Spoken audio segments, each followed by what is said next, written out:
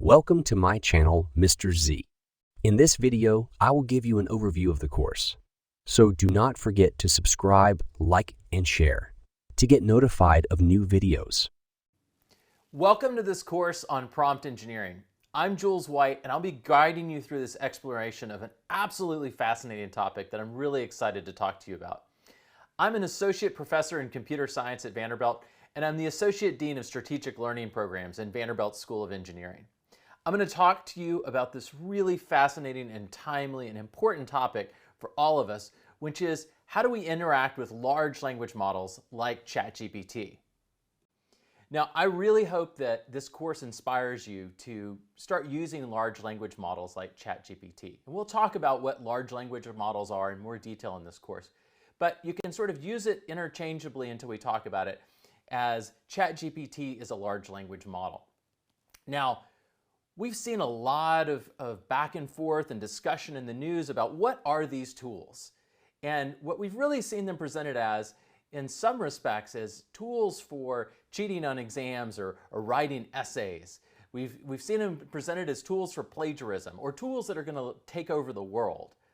And I really want to reshape your discussion of these tools and make you see that they're also, and primarily from my perspective, a new tool to really help unlock human creativity, to allow you to do things that you couldn't do before, to actually take your thoughts and give them form and do it really rapidly. These are tools that allow me to do things faster and better than I could before. Now, I came into computer science. I actually started from visual art. I went into East Asian studies for a while, and then I ended up being a computer scientist. But I've always really had a passion for creativity and understanding how I could use different mediums, be it paint or ceramics or code, to do interesting things. And I look at large language models as sort of a new fundamental medium. I can use it for programming, but I can also use it to create art. I can use it to improve my writing. I can use it to help perform thought experiments. There's so many interesting uses for these large language models like ChatGPT, and we're not properly seeing them discussed. And so what this course is really about is it's teaching you how to leverage all of these interesting capabilities of these models. But in order to leverage these capabilities, in order to go and do the really creative things, you have to understand how you write prompts. And that's what this class is about, is how you interact with ChatGPT or another large language model. A prompt is what you write and give to ChatGPT or another one of these models to get some type of output. But these are fundamentally really exciting tools that I think expand the capabilities that we have as humans to express ourselves, to explore new ideas, and to create realizations of our ideas faster than ever before. Now, to get started on this course, I've actually enlisted ChatGPT's help to welcome us to the course, tell us a little bit about what we're going to learn. ChatGPT says, welcome to the course on prompt engineering. In this course, you will learn about the exciting field of prompt engineering, which is all about creating prompts that can program large language models to produce high-quality outputs. Now, don't worry.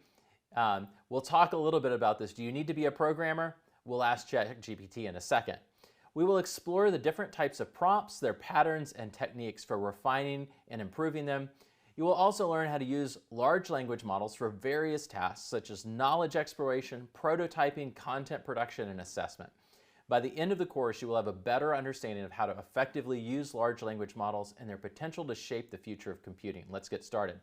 Well, my first question that comes up out of this is, I want to make sure that I don't have to be a programmer to benefit from this course. Do I need to understand programming to take this course?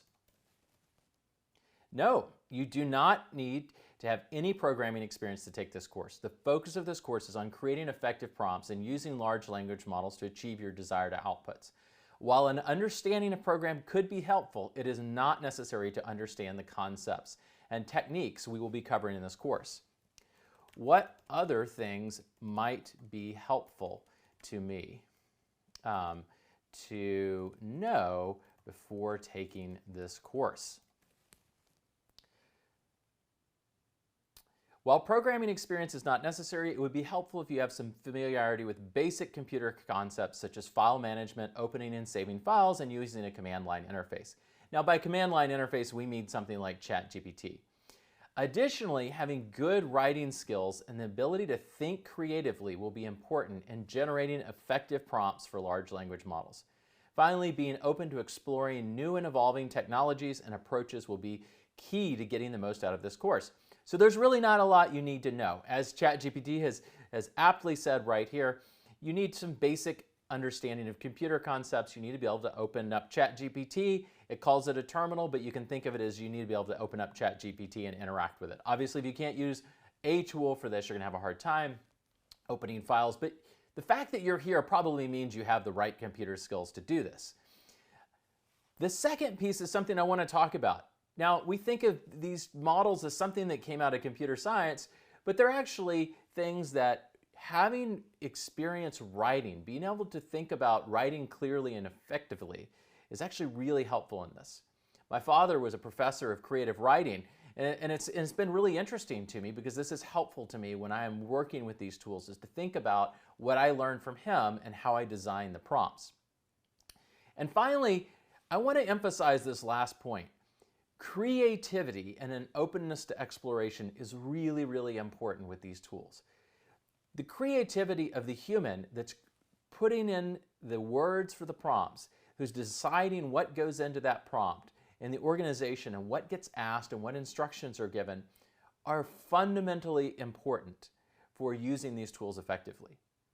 Now, we've heard a lot about these tools as like they are plagiarism tools. They are tools to do, X, Y, and Z bad thing. But the truth is, if you really want to use them effectively, you have to be skilled. You have to be a creative thinker, a creative problem solver. The more creative you are, the better the outputs are going to be. You also need an openness to explore. You have to remember, this is very early days for these tools, and we haven't developed the best practices in all the different domains for how we're going to use these tools, for how we're going to write prompts, for every domain from healthcare to customer service to creative writing, whatever the domain is, we're still figuring out how to write the best prompts. And so having an openness to go and explore and try out different things is really important. In fact, when you're programming with these tools or working with these tools, and don't get scared because I said programming, because you'll see that you can program with these tools. Anybody can, just by writing normal human language. But when you're working with these tools, often you need to go and try out different things. You need to try something and then be open to trying a different variation on it and seeing what happens, running little experiments. A lot of times in life, it takes so much effort to write something or to generate some program, some software, or whatever it is that we're trying to do, that we don't get to explore as much as we should. We don't get to think enough about design. We don't get to think enough about the big ideas, the problems we're trying to solve. And one of the things that's good is an openness to explore in using these tools. So, what are some of the key concepts that we will learn in the course that will help us with problem solving?